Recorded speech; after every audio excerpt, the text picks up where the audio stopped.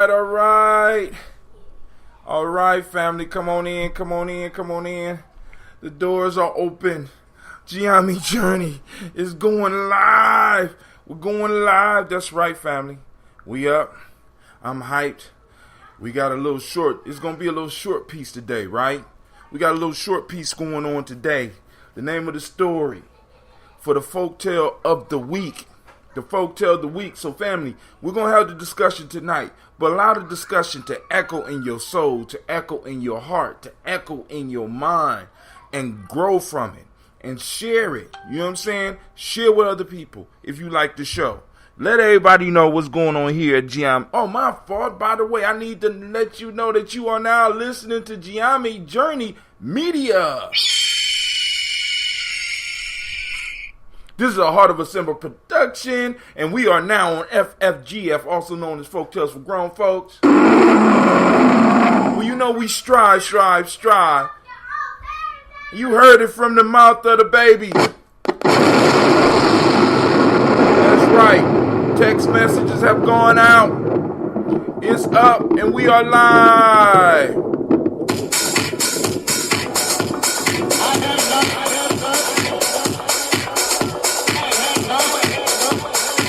Shouts out to Brother Shaka. I see you in the house. Peace, this is Brother Hatim, and you have joined us on Gye-Nyame Journey Radio. Be sure to check out our site and subscribe at tribe.gyenamejourney.com. All my brothers and sisters, hold hands and bow your heads. Let us pray. God standeth in the congregation of the mighty. He dwelleth amongst the gods. How long will you judge unjustly and accept the persons of the wicked?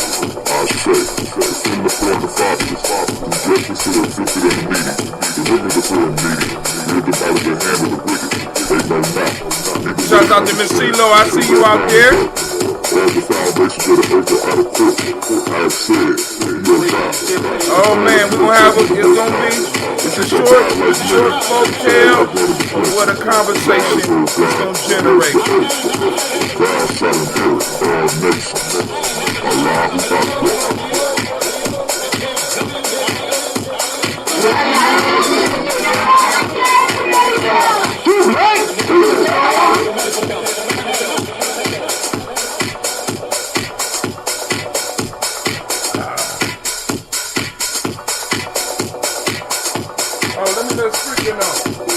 This is Canal 6, and you're now listening to the Gye-Nyame Journey Radio.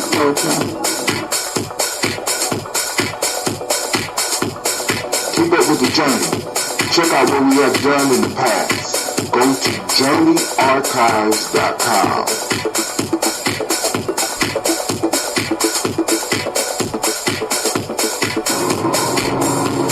This is Abby Sheik, aka Ace, live from Shisha Lounge, and you are now listening to Gye-Nyame Journey Radio.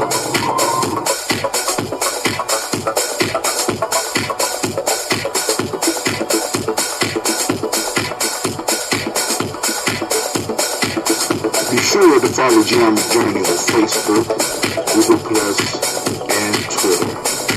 Check us out. Join the journey. About to go down. Get your water. Stay hydrated. I ain't drink mine. I didn't drink my required amount. So you know in the middle of the show, I'm gonna get up and go use the bathroom. And you are now listening to Gye-Nyame Journey Radio.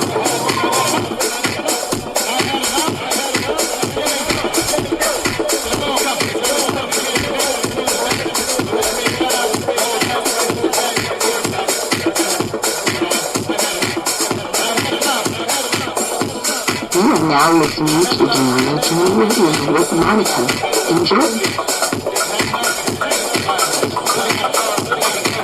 This is Raymond with the Gye-Nyame Journey Radio.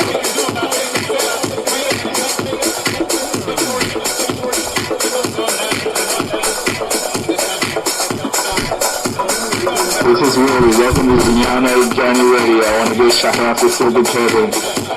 My Silver Nation out there. I want to give a shout out to my mom, I guess shout out my dad for raising me and my family for being around me. And I want to give a shout out to the people of my generation that's trying to do something big.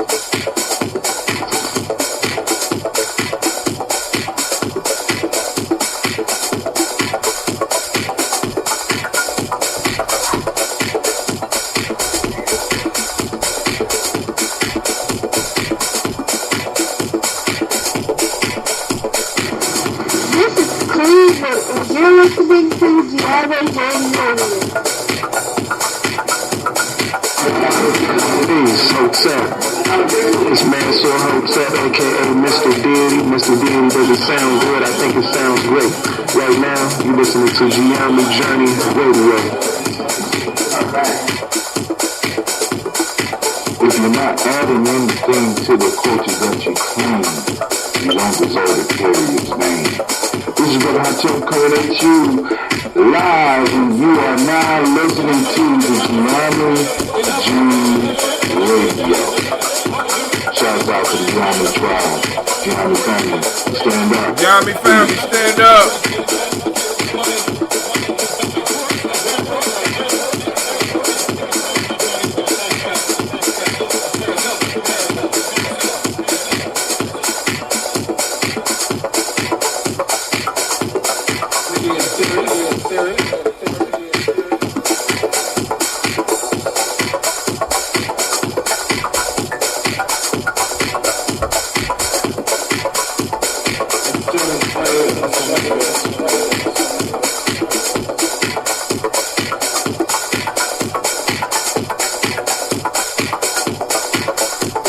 If you're not adding anything to the culture that you claim, you don't deserve to carry its name.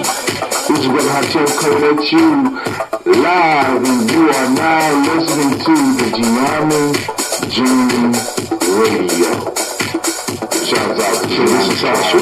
Gye-Nyame family, stand up. You are now listening to Gye-Nyame Journey Radio. Peace.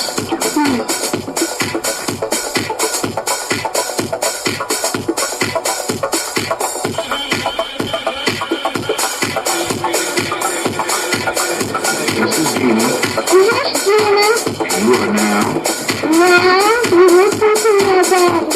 on Gye-Nyame Radio. Peace.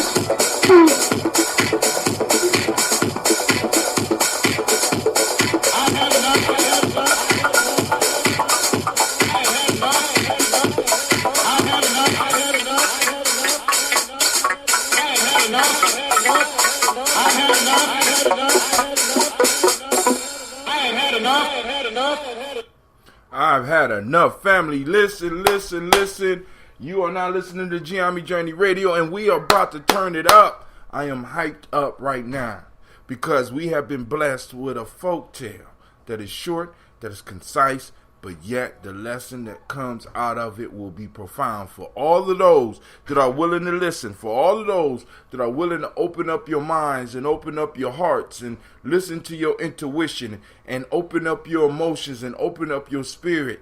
This is going to be a life changer. Simple, concise, straight to the point. And we're going to get into it. We're going to get into it. We're going to get into it without any further ado. First, I want to send shouts out once again to all my daily toasters that keeps me that keep me going, right? It keep me going. But then understand also, family, I'm doing this for legacy because one day I will not be here.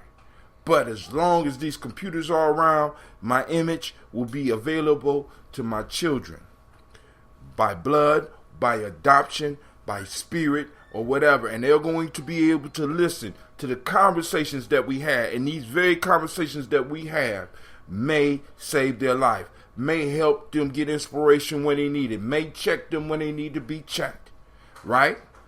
May enlighten them, may enrage them, right? But whatever it does, you know that you played a major part in it. Family, because like I said, I do this for you, but I also do it for me, but then most importantly, I do it for the future. right? So it don't matter how many I got. It don't matter how many people watching. And family, this is the piece that I'm trying to get you to understand. When you say that you're part of Gye-Nyame, when you say you're part of our tribe, you have to be carving out some type of legacy for our children. Not your children, our children. Because we got to bring them together. We got to have these festivals. And speaking of festivals, wow!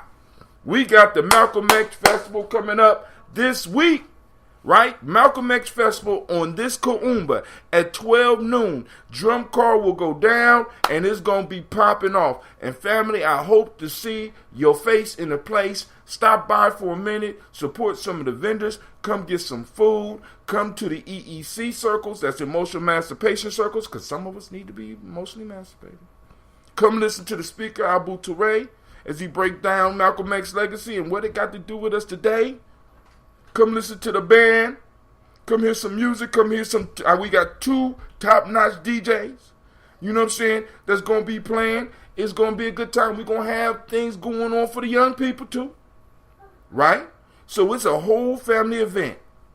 Cultural stabilizing event. Come on out. Shaka even coming down. Shaka going to be coming down and bringing some music. He going to bring his music. He going to bring some, for some of y'all that want to learn some instruments, he going to bringing down extra instruments, and some of y'all might be able to purchase them. You know what I'm saying? He's going to be bringing down some June, because Brother Hatim don't got that. That Ambrosia's gone.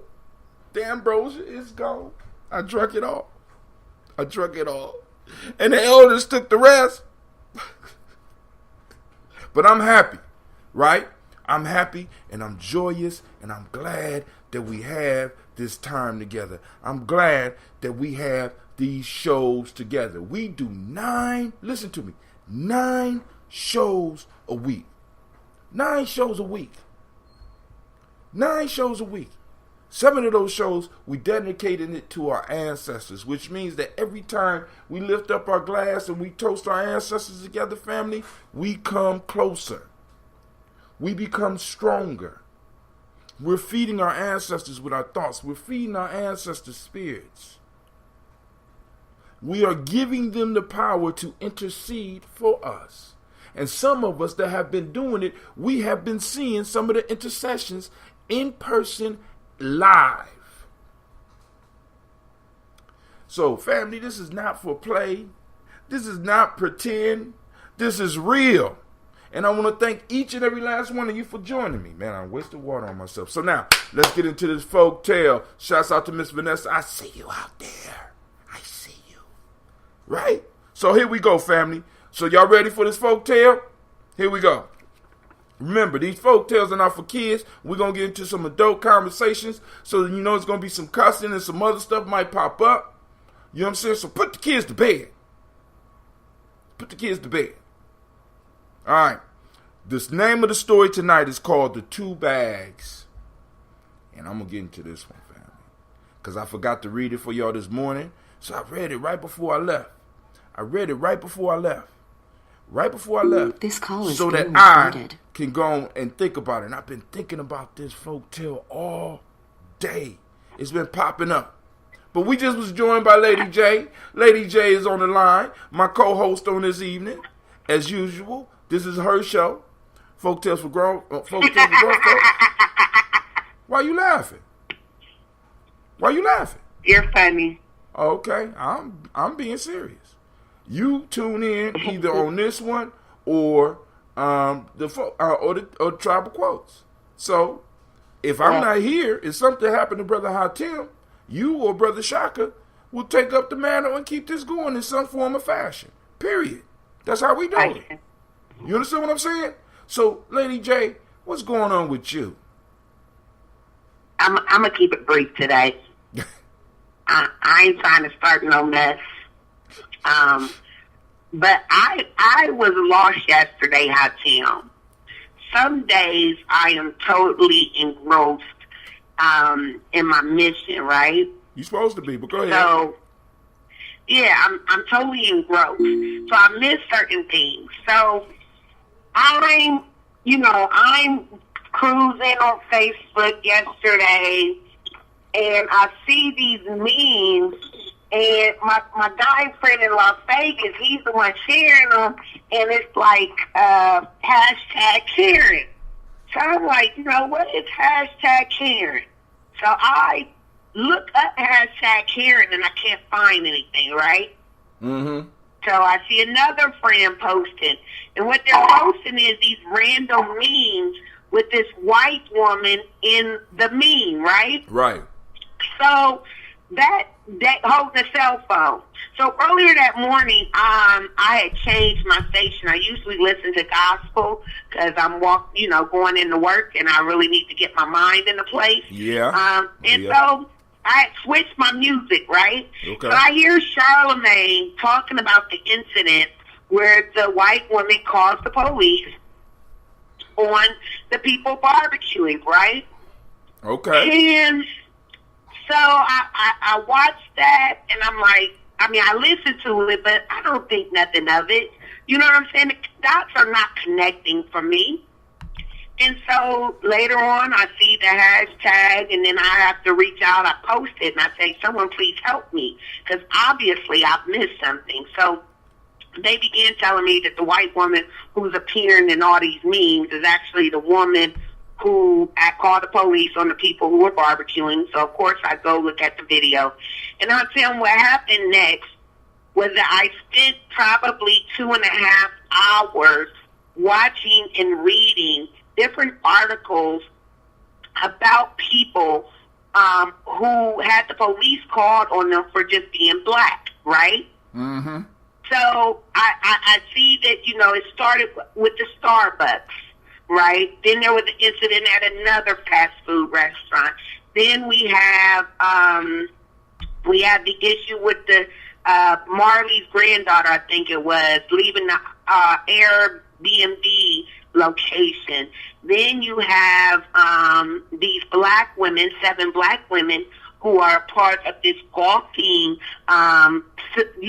golfing sisterhood, some type of league or something they started, and they're kicked off out the golfing place where they have a membership, where they're members, right? Right. They're kicked out. And so 2 things came to mind, Hatim. But only one thing was important. And I really don't think it's just another smoke screen. I just have to say it. It's another smoke screen. We are being bombarded with propaganda. And although I find fault with what is happening, I am not oblivious to the fact that all of a sudden, every other day, some Becky is calling police on some black person. Oh, I forgot about the girl at Harvard. No, who was napping in the common areas. It was Yale. Where was Yale? Was it Yale? Yeah, well, Yale. Okay. Yale. The that young was built black by woman, dope money and black people. Dope money and black people. But go ahead. Yes, and so I forgot about her, but and though I know, I'm thinking about to myself, and I'm like, this shit happens every day. Right. You know what I'm saying? All of a sudden, it's going to make its way to the front of the media, but it's just like what happened.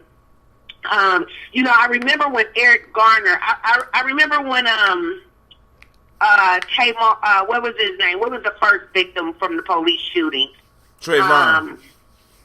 He wasn't the first, but yes. That's the first one. Right. That's the emergence of all of this, where it became super public, because it's something that we all knew about, but it became it's something we all knew about. Right. Yep. And it became it's public. Something we all knew. And it became public. And not only did it become public, but it was promoted. It was shared. It began to be ingrained in our mental. And if, at that point when they, and it even went away for a minute, because you had Eric Brown, you had some others, and then it died down, right? Right.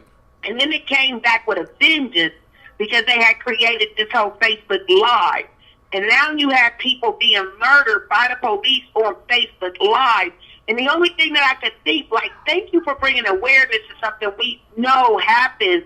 But at the end of the day, this is like modern day lynching.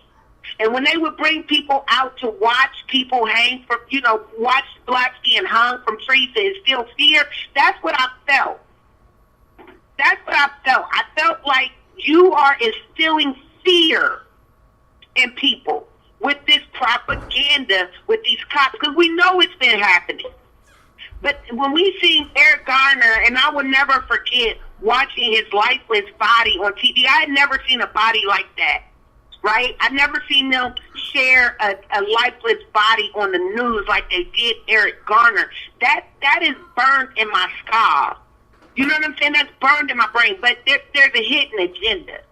So now we have all of these constantly. You know what I'm saying? Now everywhere we go, we get kicked out.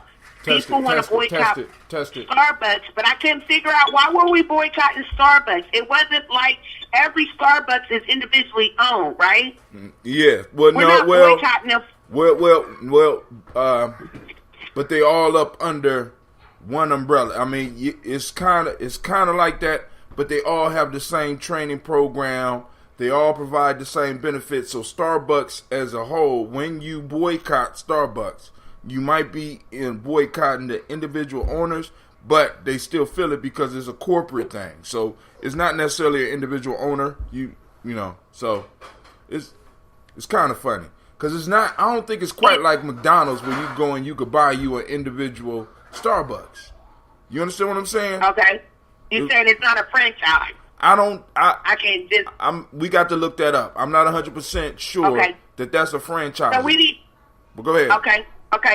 Because if it is, it might change. It doesn't change the game entirely, but it changes the game some. But I think that people, at the end of the day, there was a bigger picture. And the bigger picture with the Starbucks, and then, like I said, there was a restaurant. People just started posting their interactions with these places, right? These people that work, these individuals that work at these places that have their individual views, right? That may not be the views of the people that own these restaurants. And so what I noticed is one thing that could come out good is that we do need to reflect on where we spend our money, right? If we're going to decide not to purchase and support, which I don't support. I mean, every now and again, I can't afford Starbucks. I call it $5, but I'm going to give an alternative, and then my alternative has to be some type of black-owned or community, some type of store in my community. Well, you can always drink that ambrosia. Well, go ahead. I'm just saying. Yeah. Or you get that June, that red. What did you say? Huh? What did you say? In Columbus, they can always get that ambrosia. You know what I'm saying? Okay. In Cleveland, they get that June, that red. You know what I'm saying? We got businesses popping up all over. Is it caffeine? Huh?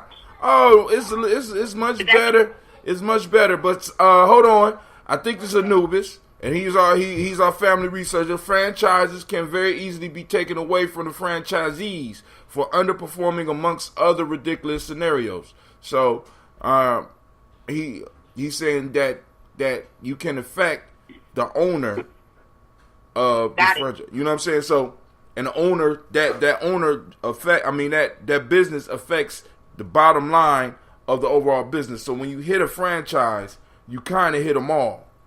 So, but Lady J, I wanted to remind you of something that you started with. You said I was going to keep it short. God damn. I mean, yeah, I just want to throw that out there. I just want to tell people to be mindful of the tricks that are being played. You know what I'm saying? Be mindful of the tricks that are being played. And this media game is very powerful, and we have to be able to dig out the bigger picture. Now, you know what I'm saying? And there's a bigger picture to this. This is one of the reasons that we get on here and do what we do, because we have to form our own media. Now, we might not never reach millions, but if we reach tens and hundreds, we can make a major change. You understand what I'm saying? Because the whole piece is changing the thought patterns, giving people the skills to analyze situations and see the bigger picture. And that's what Gye-Nyame Journey is about. That's what your platform is about. That's why I love when you get on, whether I agree with you or not. You have been consistent since you started coming on the show and talking about the influence of the power of propaganda and what to watch out for and what to do. Now, it's propaganda. I hate to say it, but it's propaganda. No, don't hate to say it, because that's what it is. Everything, in a sense, is a form of propaganda. Even symbols is propaganda. Hell, what we doing right now is propaganda. We got to understand anything that's coming from the external, because when you look at the self, the definition of self is absolute, complete, and perfect qualities of a being that are not influenced by external circumstances. When you are exposed to external circumstances and are influenced by external circumstances, that is called propaganda. So all of this is propaganda. School is propaganda. The news is propaganda. The cars is out there. They use propaganda to buy, to sell it to you. But Brother Shaka's on the line. He's been waiting so patiently. Brother Shaka, go and share what you need to share before we go on and get up on this thing and break down this simple, beautiful folk tale. I just want to get it all the way down to these two bags. I think we can. I think we can just go right into it. We don't need no segue. We don't need no shocker moment. I like where it's going right now. All right. Shaka, will I see you this Friday? Yes, you will. Okay, I just gotta say one thing, last thing. Do y'all know what hashtag Karen? Do y'all know what Karen is? Yeah, we do. The lady with the called the police on the body. That wasn't her name, though. That wasn't her name. So I found out today. My students and I do a news circle every day, and this was the news that I shared with them to let them know how people are calling the police for nothing, right? And so one of my teachers who's different, she let me know that Karen is a name ascribed to white people. She said nosy, but also to that white person. Her example was Karen is the name for the white person who brings the potato salad knowing it's bland. So we just call people Karens. I didn't know that until today. So these certain white people who may call the police for no reason, exhibit some of the behaviors that we've seen with some of these white people who are calling the police for no reason at all, having, this foolishness. But also, you got to take it to the potato salad. Right. If you got work at a job and Karen keeps bringing potato salad, knowing she don't put no seasoning in it, no relish, I don't know. That's how she eat it. That's how Karen eat it. Let Karen be Karen. God damn it! Grab your salt and grab your hot sauce and go and enjoy it. Don't eat that shit if you don't want to. Let me tell you real quick. I can't tell y'all what school I work at, but I'm gonna tell y'all what the lady over the Black History potluck did this month. Normally you can put up a sign-in sheet and you put your name and what you bring in. This year it was a secret. She contacted all of the colored people in the building, asked them what they wanted to bring, and then assigned the non-colored people what she wanted them to bring. So they were allowed to bring napkins and plates and forks. They were not allowed to bring things like greens. They could only bring ham if they went and purchased it at the Honey Baked Ham store. It was mildly comical. But it wasn't. I thought we were all going to be in trouble. I didn't even want to take part in it because I just felt like, damn, this is deep. Very deep. So let's get into the folktale, family. You ready? Very simple. Let's do it. Very quick. Every man, according to an ancient legend, every man and woman, according to an ancient legend, is born into the world with two bags suspended from his or her neck. All bag in front is full of his neighbor's faults, and a large bag behind filled with his own faults. Hence, it is that man or woman are quick to see the faults of others, and yet are often blind to their own failings. Once again, every man, according to ancient legend, is born into the world with two bags suspended from his neck. One bag in front, the bag in front, is full of his neighbor's faults, and a large bag behind filled with his own faults. Hence, it is that men are quick to see the faults of others, and yet are often blind to their own failings. Anybody want to go first? Because I'm going to tear this motherfucker. If y'all don't get in now, let me strike that. And by the way, class is in session because I'm about to tear it up. You in the front, sit down. Class about to start. Go ahead. Anybody want to go, or y'all want me to go first? I'm a jump on in, Hot Tip. Because I know you studied it. I'm going to jump on in on this. Now, you got two bags. Two bags. One is your neighbor's thoughts, and one with your own thoughts. The one in front is of your neighbor's thoughts. The one in the back is of your thoughts. Did I get that all right? You got that right, brother. You know, as I'm not gonna get into what I was about to say, because I think our last conversation was pertaining to, But what I will say is this: is that the way that people perceive you, especially your nucleus, your circle of those who you really, really get down with.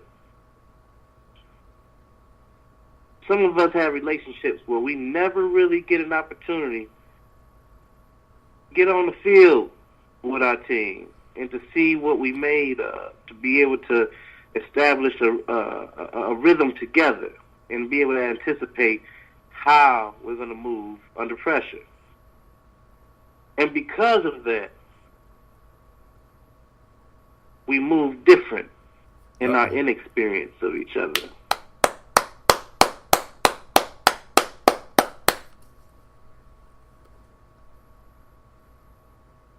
And with that being the case, if we never are caused to deal with each other, we wouldn't even know the difference. That's my take. In now. Lady J, what's up? All right, so when I was in school, my dad used to make me carry all my bags home, right? My books.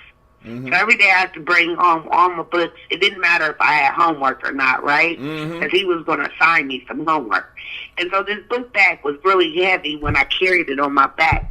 So sometimes I would flip it to the front, and I would carry my book bag that way because it seemed like it didn't put as much pressure on my shoulders.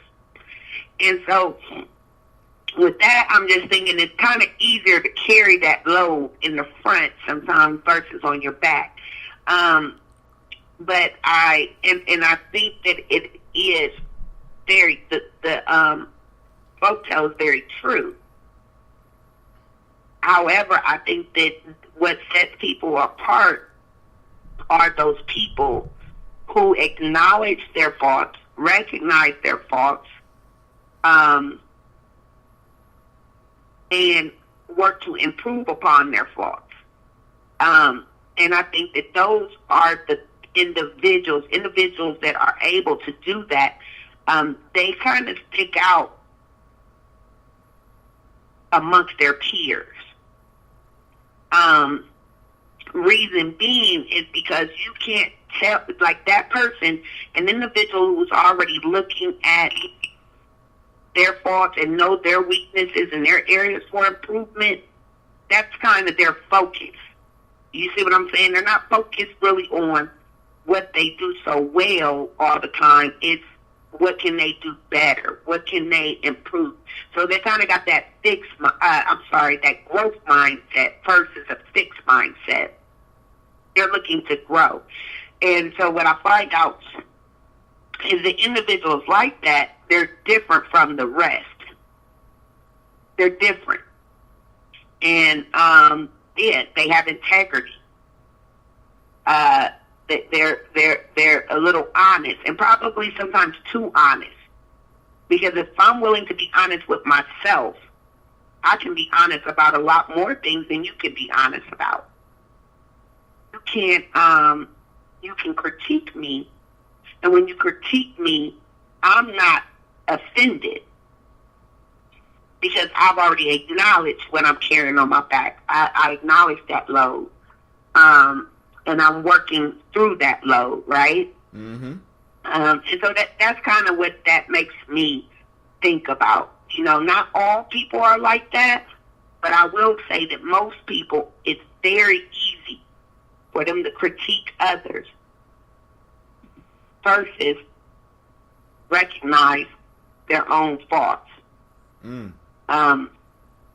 I do find that to be true, but I find that those people who are the opposite are like one in a million. You know what I'm saying? Far few and in between. But you can always recognize them again because they're the people that can take that criticism. They're the people that can take that critique. They're the people that have that growth mindset instead of looking as if, they're not acknowledging what they can improve on or what they need to do to be better. They've already identified that. And that is their focal point.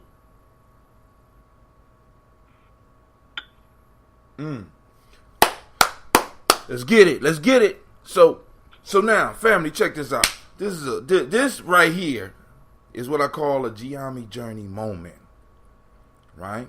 Because this right here forced me to have to look at how to connect this back to Gye-Nyame, right? So now there's a certain lesson in Gye-Nyame where we go, what is the sacred text of Gye-Nyame? And brothers say P82. And for those that don't know what P82 is Psalms 82. And Psalms 82 starts off, says, God stands in the congregation of the mighty and judges amongst the gods. How long will you judge unjustly? That's the first two verses, right? Maybe it might be the first verse. I'm not 100% sure. But this is the point that I want to get at because they both covered it. But I want us to really pay attention to this, right? In the story, we have an individual. It said that man and women were born with two bags, one in front, one in back. And we could only see our neighbors' faults because they sit right on us. And Lady J talked about us being able to take criticism. But the one thing we have to understand, family, is that when we find our tribe, when we build in our tribe, we have to understand that we're building our mirrors. Because oftentimes, we don't get an opportunity to really look at ourselves. And we need other people to help us identify what our faults are. What are we? Sometimes people might need to go to our back and let us know, dude, you carrying this with you. You carrying that with you. And you have to be able to take that because how can we become the congregation of the mighty if we're being held back by this old baggage? You know what I'm saying? If we're talking about standing, and I want you to understand how a congregation of the mighty stands. When we open up our ceremonies, when Native Americans open up their ceremonies, when African people open up their ceremonies, we open them in a circle where we all facing each other, where we are able to turn around and we look across at each other and we are able to be honest, or we should be honest with ourselves. Family, when you find in a tribe, one of the things that you have to find is people that care about you enough to be your mirror and allow you to see yourself. Because most of the day, we go through what we go throughout the day and not even see ourselves.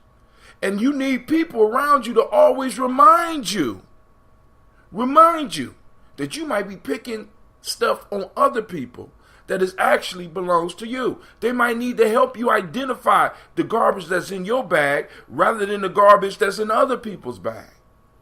And that's how we build a congregation of the mighty. But go ahead, Shaka. Sometimes it's necessary. Just today, I was having a conversation with one of the young interns, and he said, I'm just an intern. But one thing I'm gonna say is that I wish that people did appreciate you more, because I feel like what happens is that you criticize, or not criticize, but you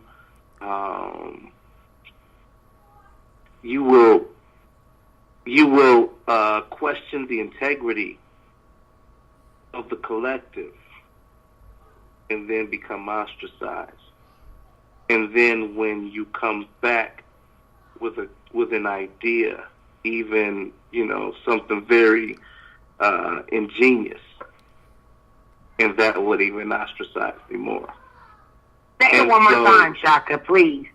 Say this one more time. He says that amongst my collective, I would challenge the integrity of the collective and become ostracized because of it.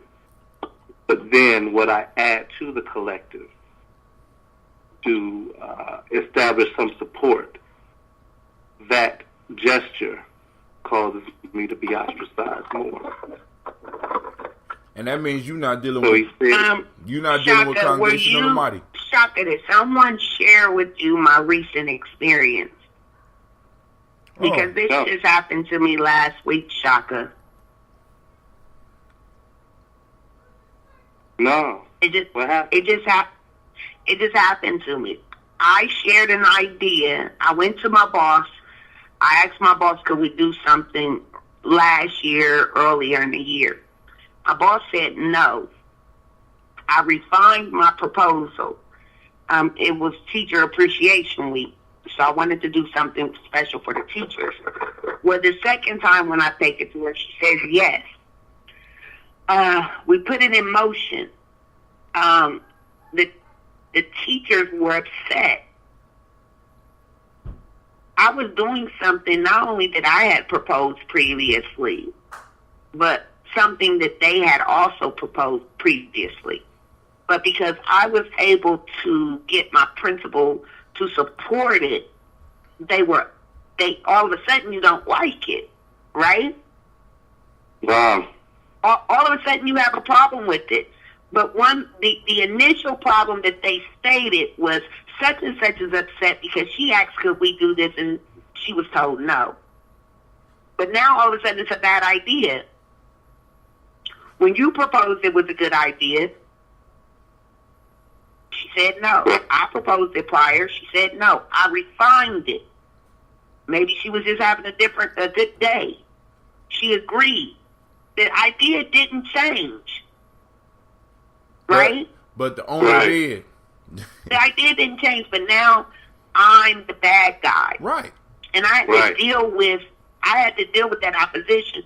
So what I resolved was that from now on, I'm not proposing anything.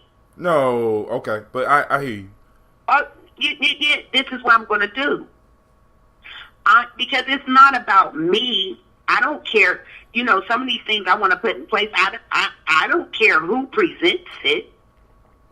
You see what I'm saying? I could suggest it and have somebody else present it, and it would be well liked.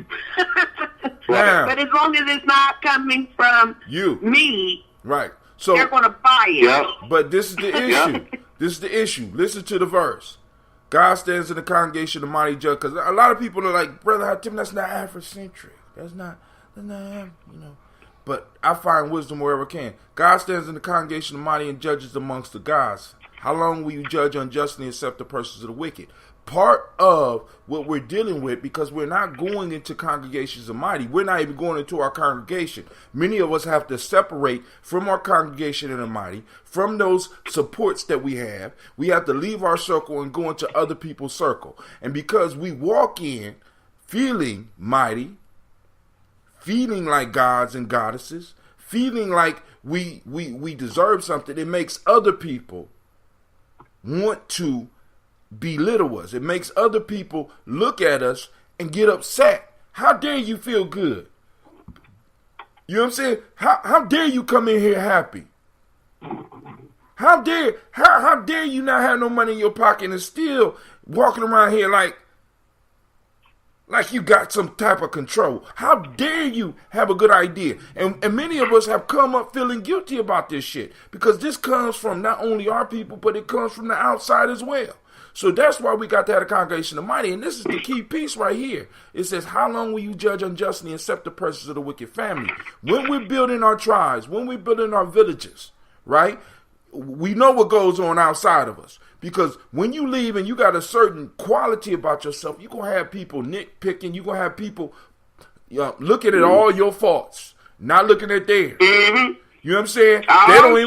They don't even want to turn. They won't even turn around and let you look in their bag. They don't want your help. That's why you got to have your congregation of mighty so that you can run to. But this is the issue that we got to be careful of. It says, how long will you judge unjustly and accept the persons of the wicked? Many of us are allowing into our congregation of the mighty, and this is what makes it not so mighty. We allow the persons of the wicked. And the persons of the wicked are individuals. Usually wicked individuals are individuals who don't want to reflect or look upon themselves. See, think about this. A wicked person is totally outward driven. Hell with me is all about everybody else. Okay, let me say this, Tim. Go ahead.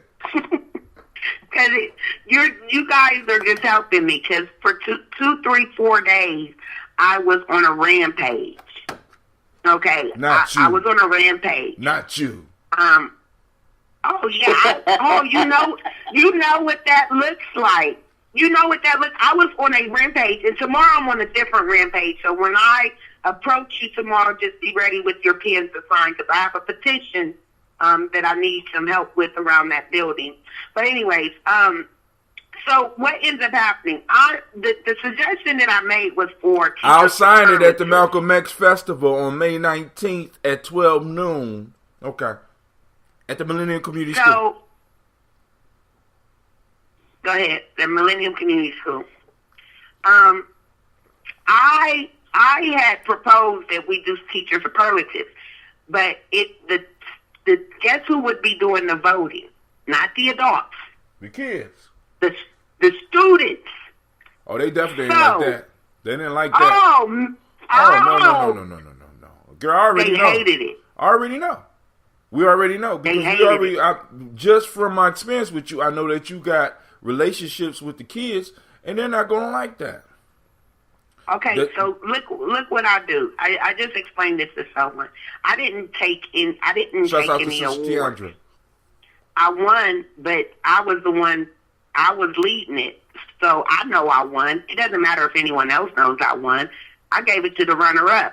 But the point was that they were so upset that this was going to be a popularity contest. But my girlfriend told me the best advice because she seen that I was on a rampage and she wanted to bring me down. And she said, Janelle, you have to realize that these people need to reflect on their teaching practice. They need to ask themselves, why are the kids not voting them most inspirational? Because they're wicked. Teacher of the year. Most motivational, right? Why are they not voting for you? This was a time for reflection. This was a time for you to take that bag off your back and look at your flaws. But what they did is just what you said. They were too busy nitpicking. They weren't ready to reflect, which is, there's no teaching without reflection. If you can't reflect on your practice and what you do, you're no type of teacher. You're no type of teacher. That is an intricate part of teaching because we are students too, right? And so I just wanted to add that. You're supposed to be. You're supposed to be because wicked people get stuck. You see what I'm saying? Because I want you to think about some of the roots of wickedness. Being stuck at a certain place. Being stuck in a certain mind state. Being stuck. That's part of being wicked because you can't do the internal work. You can't go no farther. So the only thing you can do is try to hold people where you are. See, when we talk about being part of the congregation of the mighty, right? This is why you got to come to certain places and get refueled. This is why I was mad when you left us. You know what I'm saying? Because it's like, boom. Because it's like, but then, like I said, you come back and boom, I joke with you or whatever. You get mad or you joke with me and I get mad. We walk away. We recharge each other. We remind each other, look, you're human. But yet you're divine. We as human beings, we rest in a paradoxical position of divinity and total fuckery. We're right in between, right? And it's the piece that we have to understand is that we have to be able to remind each other. And when I'm acting out of my front bag, and the front bag that I possess, and I'm blaming other people, you got to bring me back down. And when I'm acting out the back, when I need to be acting out the back bag, I need to do the reflection. You reminding me that I'm divine, and you helping me. By, and then sometimes we're going to have those conflicts because that's the whole piece, man. It's like I'm talking about this congregation of the mighty because the congregation of the mighty is what we need to build. Because it says God. It said in the beginning, they said God stands in the congregation. It didn't say God stands in front of the individual. It didn't say God stands in a group of punks. It didn't say God stands in a group of beggars. It said God stands in the congregation of the mighty. And we got to be clear on what that is. That means that I have worked on all 5 parts of my being. My intuition is together. Why? Because with my intuition, I can hear the subtle whispers of God. My mind is straight. I can follow the directions of God. Right? My emotions are straight. So I can feel when God is coming through somebody else. Right? My spirit is straight. So I'm always connected. My body is straight. But most people you're dealing with, they're off on one of those. Period. So when you come to the congregation of the mighty, we force each other to have to improve. We force each other to have to go inside. We force each other by our arguments, by our disagreements, by us falling out. See, because the whole illusion is that we all supposed to get along all the time. It's supposed to be peace. Fuck that. I'm not with that. Nobody want to go someplace where it's always peace because it's boring. You ever had that friend that never tells you the truth? They only tell you what you want to hear? But then the question you have to ask yourself, is that really a friend? If somebody is doing you like that, right? Are they really the friend or do they want something? They think they're being a friend. I found that you either got the person. I've had friends, people in my life who always validate, or I had the person who always comes with the what if. They never can basically take what I'm telling them and have empathy. You know what I'm saying? It's always I'm taking someone else's side. But it's not I'm taking their side because I believe that is what happened. It's that I need to give you another way to think about it. I need that person in between. I need that person that can sense what I need is validation. I need that person that can sense what I need is you to tell me the truth and let me know that I'm not looking at things the right way. And then I also need that person who can just basically give me both sides. And that's what Shaka was hitting on when he's talking about us coming together and practicing. Right? Nation building isn't something that we just come together and all of a sudden stuff happens. We got to practice so that we can know people's personalities and we know where to put the best people in the best places. And you know what I'm saying? We're playing the game of life. And we're going on the court without ever practicing together. We're going on you know nothing for nothing. Nothing for nothing. But see, if we ain't in the business of closing deals, then we ain't in the business. All right? I know, just firsthand, just seeing this happen. But back in 2008, I've seen teams of like wholesale mortgage brokers and their appraisers and their processors. I mean, they have a person for everything, and they connect it in such a way where it's like, yo, at the end of the day, whatever they want, they making it happen, and they making like tens of millions of dollars just by doing this process over and over again. When it comes down to the appraiser, you know, going out and seeing, you know, what the person is asking for, like, you want an additional $50,000? Oh man, well, we're gonna have to make this bathroom look like this. And they swapping pictures all over the place. I'm telling you, it's not to say that this is what we should be doing. All I'm saying is that I've seen how the people that want the money, they put all the bullshit aside and they do what they in their lane to do. And now, this the key piece. In those type of situations, the money is the reward. It's not necessarily the goal. See, a lot of times we come together and it's money is key. Like money was important for the Malcolm X festival to jump off, but it wasn't the key thing, because regardless of whether we got the money or not, we was going to make it happen. Right? Tell me again. To say that again, because I need to post that on my Facebook right now. You gotta catch me. You got to catch me when I don't know what the fuck I'm sorry, family. You said money is not the goal. Money is the reward. Money is the reward. Is that right? Yes. See, because money is a tool.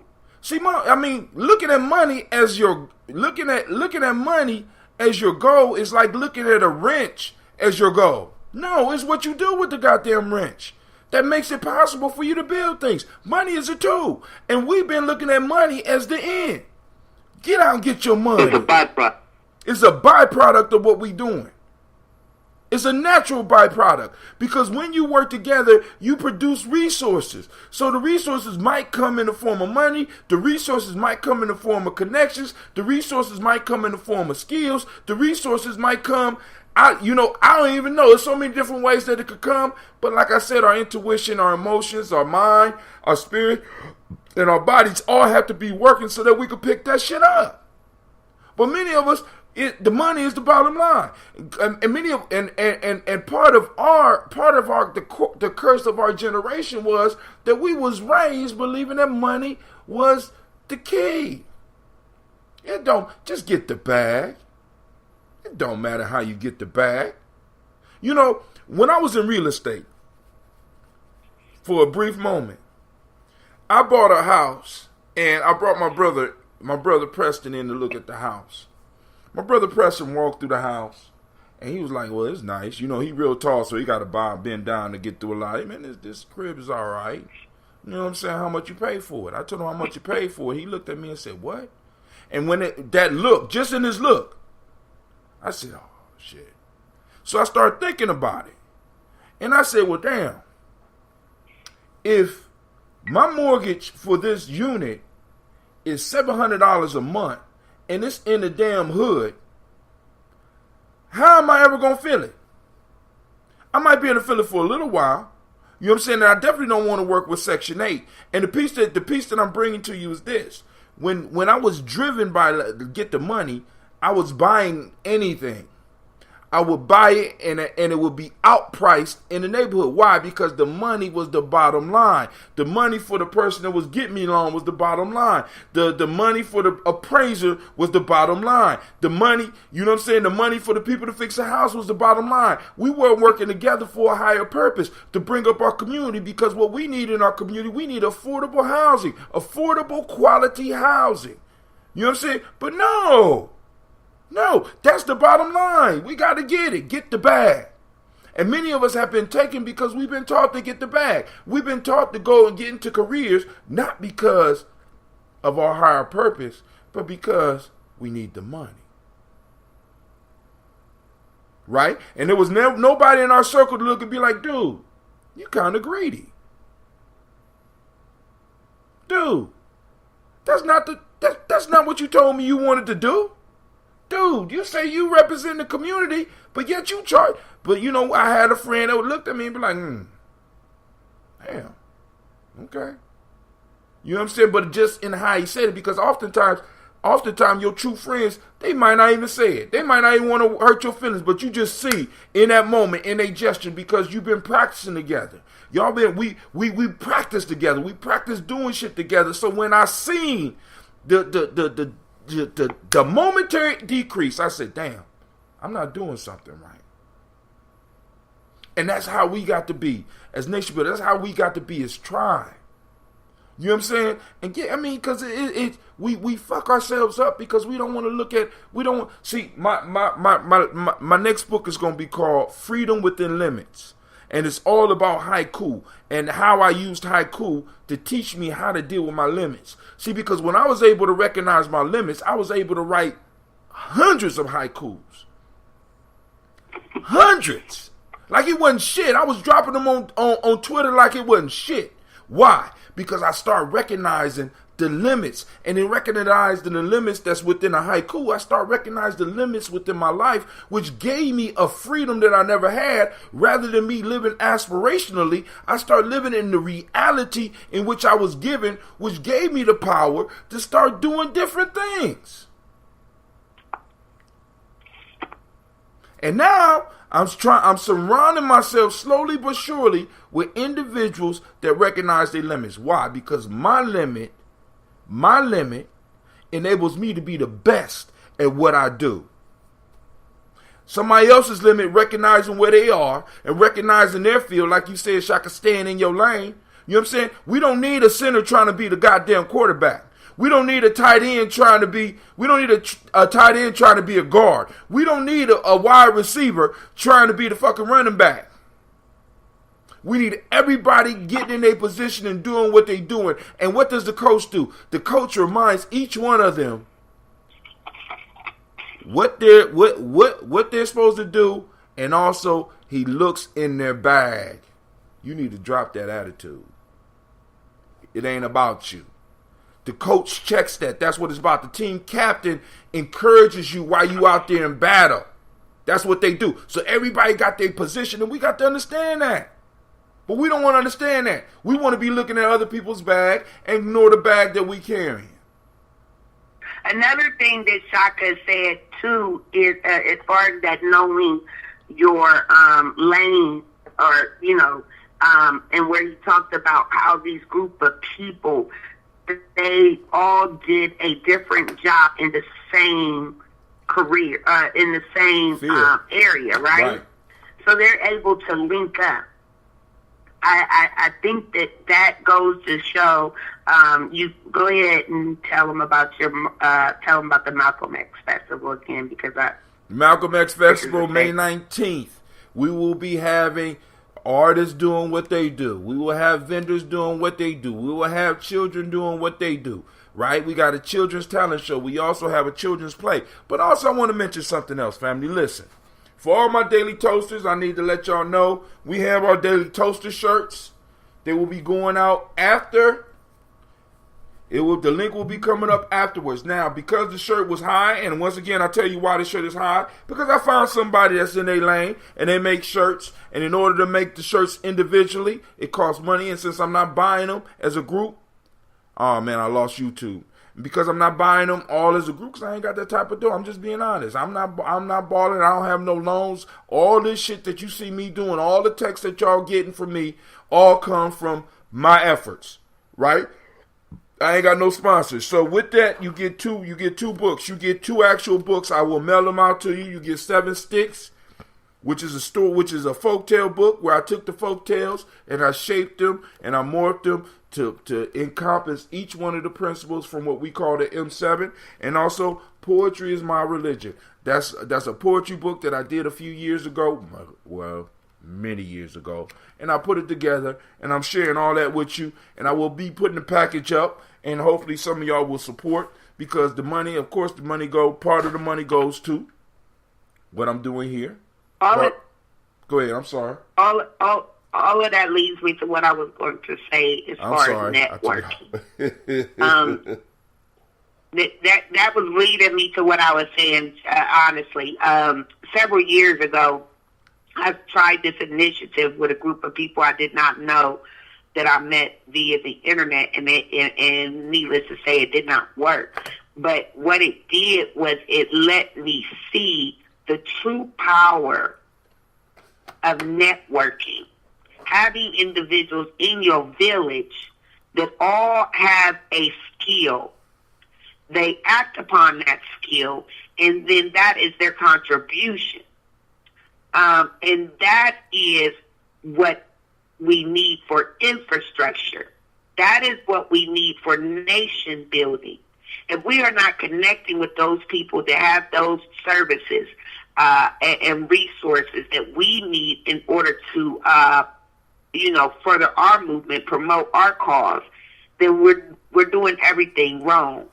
It makes no sense for us to practice our principles, but we're going outside of our people to have these things done. You know what I'm saying? Yeah. So I get what you're saying as far as the T-shirt, because it totally makes sense. It totally makes sense. How can we call ourselves nation builders if we're not seeking out those that can provide us with our goods and services, basically that look like us or live where we live? I got to order my stuff offline. You know what I'm saying? Right. I don't know these people. These people are never going to rub my back or do anything for me. Right. Come to your They're aid. not. It's not always easy dealing with the small business people, right? Mm-mm. I got a company with a company making my shirts where they employ thousands of people. Or I can have this one man that's right down the street that's going to hand deliver my things to me, but it may take him a little more time, right? Right. But And, I'm the materials are going to cost you more. But what we have to understand, because we've been priced out of America, family. It's hard for us to compete. Period. You know what I'm saying? We don't have access to the capital, even though people is out there throwing that illusion. We don't have access to the political power because let me say this, and I say this on my show. I'm gonna start using this all the time. Listen, we could do the economics, but economics without the political protection is like having a basket of money sitting in the street. But then economic development without political protection. Well, my fault. Let me say that right. But economic development without political protection is like taking a basket of money and putting it out in the street so that anybody can loot it. And politicians without economic development in their own communities that they represented and without economic funding from their community become whores. You know what I'm saying? So we got to be clear. We can't operate one without the other. You know what I'm saying? All these things have to happen because we are like an embryo right now. We are like a child growing. And the child needs to grow in balance, and the child needs to grow up properly, and the child needs to be fed the proper food, which is our principles. The child need, you know what I'm saying? And this is what I'm saying about the Congregation of the Mighty, and I'm done after this. The Congregation of the Mighty's job is to educate the next generation so that when it's their time to move on to the next realm, somebody else could be standing up in the Congregation of the Mighty, because you can't be a mighty congregation if you are not grooming your replacements. I want to add that we're talking politics. I'm talking all of it. But go ahead. You're talking about what, sir? I'm sorry. I'm talking all of it. Because politics, economics, because this is the issue. We got politicians who have not necessarily been groomed or financed by our community, so when they get out there, they become whores. Because, you know what I'm saying? And then they don't have... But we have to remember incumbency. We have to remember that when they created the Constitution, they made it so, or this republic designed it so that these people are at our will. But again, I always say, my analogy is that we playing a game, right? We playing a game. The rules, we don't like the rules. The other team keeps playing. But we don't like the rules, so we stop playing, but we still in the game. We sitting there discussing how the rules are unfair. We're looking at things, but we're making an active choice not to play the game because we don't like the rules, and because of that, we're kind of unfortunately like the Cavs getting beat by Boston on Sunday. We just getting beat for no reason. That wasn't a good analogy because I like the Cavs, but I'm just saying we get beat because we're not playing, not because we can't beat them. But because we're choosing not to play because we don't like the rules of the game. We have to play. Let me slide on in here, player. I just got to say this last thing. Political participation is key. That includes marching. That includes protesting. That includes petitions. That includes voting. And most importantly, it includes boycotting. It includes learning that if we want change, we have to keep it in our pocket. No change has happened in America without political participation. That's what this country is built on. The minute we learn the rules to their foul game that they're playing, the minute that we can take it over. I see.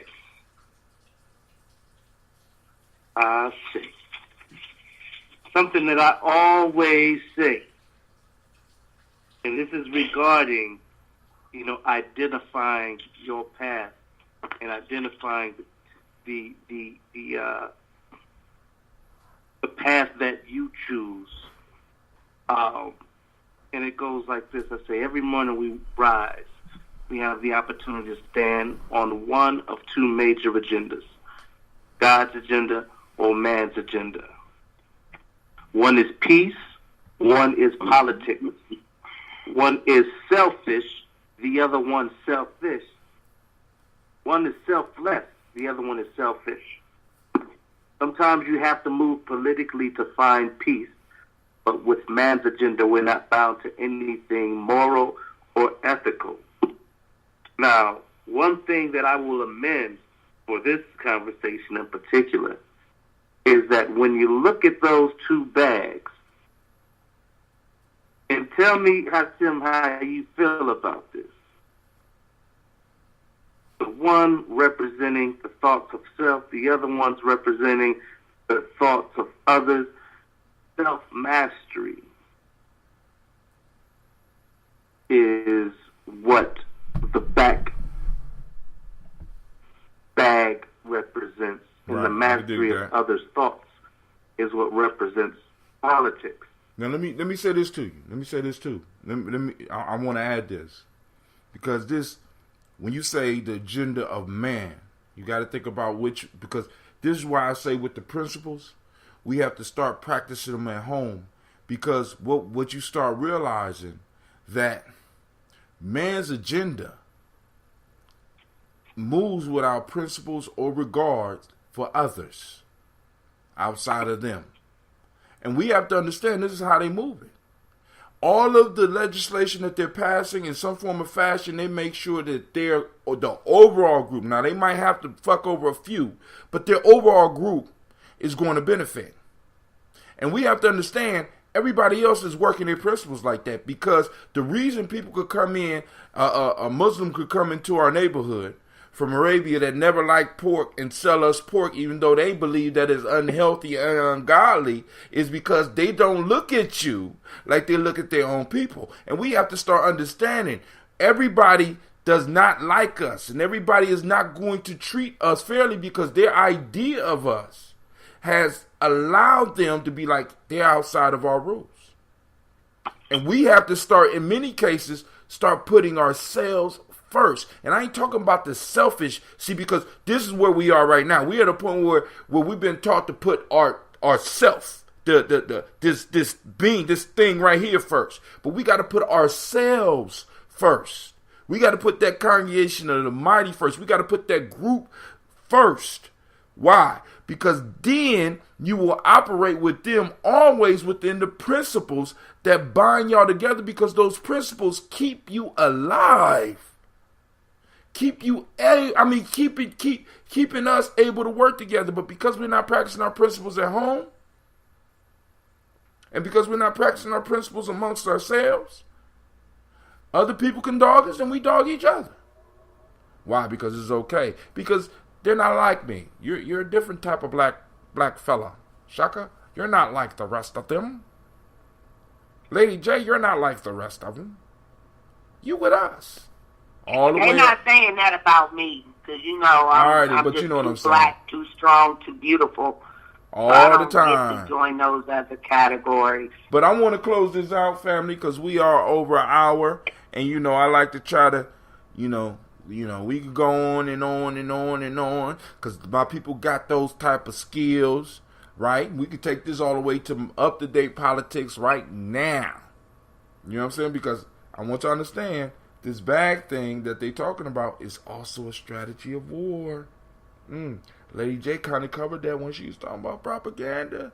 Ooh, this bag thing can be used. Brother Nuba said we need 5 more hours. This bag thing, this bag discussion can be used in business, and it often is, because my whole goal in war and in business is to get you to be focused on that front bag.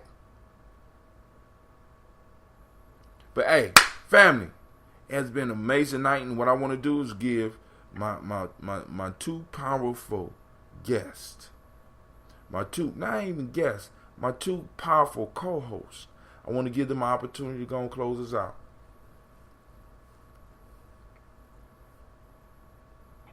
Ladies first.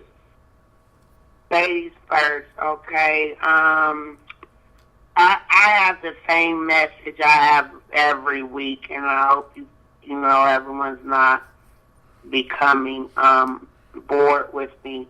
But I just want to remind everyone that we are in the midst of the Great Awakening.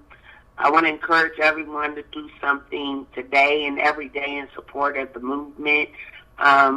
Read a book. Read an article. My favorite book is The Destruction of a Black Civilization.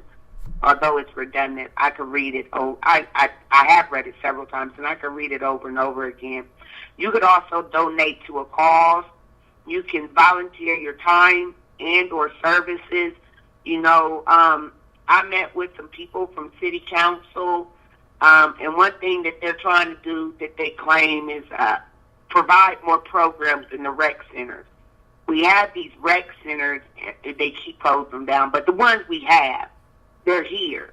They're looking for individuals to come in and teach sewing, teach double dutch, teach horticulture. Who cares? Go in and teach these children something. Preoccupy their minds. Use your social media networks to enlighten and inform. Stop liking, sharing, and commenting on dumbassness. That is dumb-ass things. Dumbassness. I made that word up just for the record. Sign petitions, march, plan peaceful protests, and participate in boycotts. I'll say it one more time, people. If we want change, we've got to learn how to keep more of it in our pockets. And just remember, how you see others is a reflection of how you see yourself sometimes. So if all you can find is fault in other people, it's probably because you're missing a very crucial and major piece of yourself. Your reflection of others, your outlook and perception of others is really just a glimpse at who you are. Think positive, people.